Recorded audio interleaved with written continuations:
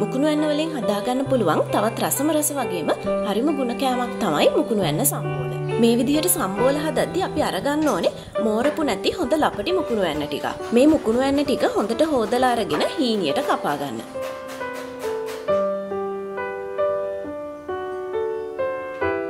දැන් මේකට අමු මිරිසුයි උම්බල කඩයි කපාගත්ත ලුණු ටිකයි දාගන්න.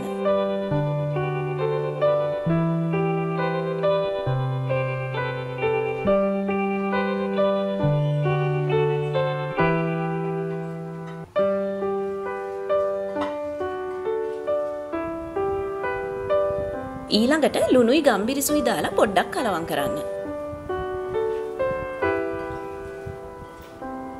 අන්තිමට කපාගත්ත තක්කාලි ටිකයි පොල් ටිකයි දාලා මේ ඔක්කොම ටික හොඳට කලවම් කරන්න.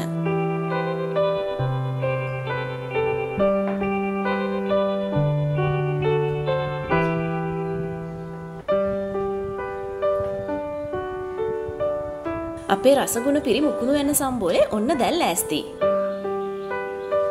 ඉක්මනින්ම ආයෙත් දවසක තවත් රසම රස රෙසිපි එකකින් හම්බෙමු. මගේ channel එක subscribe කරලා bell icon එකත් press කරන්න.